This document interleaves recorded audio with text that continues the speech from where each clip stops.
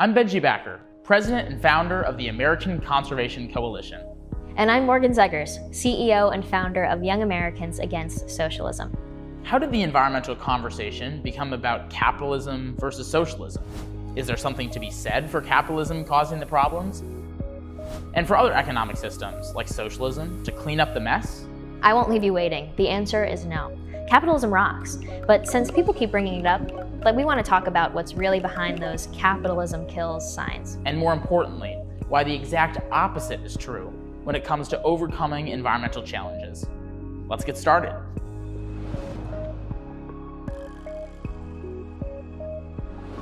Have you ever heard the phrase capitalism kills? It would be hard to miss these days, as the idea is spread by many young climate activists. In recent years, capitalism kills posters have been showing up in increasing numbers at climate rallies across the United States and in countries around the globe. They treat it as the central cause of environmental damage. They call it injustice. Or climate injustice, to be specific. But the question, of course, is whether that's true. Does capitalism kill, and is the system guilty? Well, capitalism kills makes a pretty edgy t-shirt slogan, but it's not exactly accurate. You know, most of these activists consider socialism the opposite of and solution to unfettered capitalism. They sing socialism's praises as a cure for the so-called killing sprees of capitalist greed. Their style of climate activism ends up being counterintuitive to the environmental movement. These protesters are attempting to co-opt the vital message of saving the environment in order to win an ideological argument. They are attacking capitalism as a killer so that they can position socialism as a savior. That perception is a huge part for why Young Americans Against Socialism was founded. Because in reality, the last century has suffered immeasurably under socialism. Whether you're talking about Russia under Stalin, China under Mao, over 60 million lives were taken because of their ideology. And if you think today's socialist nations learned from those mistakes and turned the ideas of socialism into the utopian paradise that was always promised, think again. Today's socialist nations aren't just detrimental for humans, they're also bad for the planet. Take Venezuela, for example, where irresponsible mining practices have led to mercury poisoning in the water supply, not to mention rampant and ongoing deforestation occurring at an alarming rate. In fact, the land itself is in danger in Venezuela, primarily because it's all owned by the socialist government. The Venezuelan people simply don't have the power to challenge their government and can do little to protect the environment from its clutches. Instead of caring about the planet, corrupt Venezuelan officials care only for enriching themselves. Now, compare that to a market-based system like we have here. When we face environmental challenges, we don't have to rely solely on the government for solutions. We can change our own behavior, and we can encourage industries to innovate.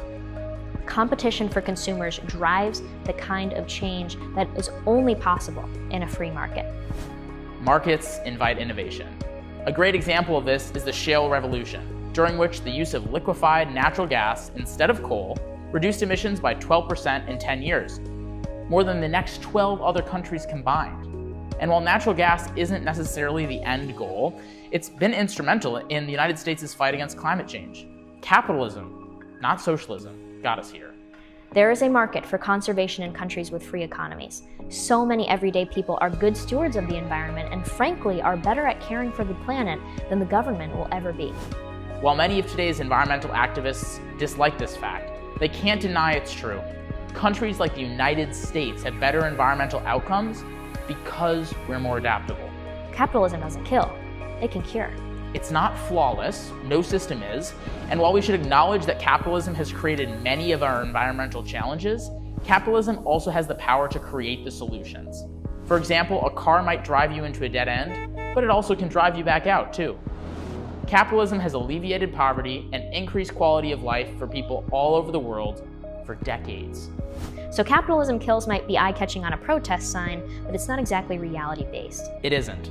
Capitalism has been incredibly good for humankind overall, and it can be good for the environment too, especially if it's coupled with a reasonable government action. A heavy-handed, top-down government approach to environmentalism is not how we fight climate change. A freer market and free people, armed with facts and a common interest, is more powerful than the bludgeon of any centralized authority. Bad guys have been learning that for a long time when it comes to governing nations. the challenge of climate change is just as defeatable by that same powerful force. So, what do you all think?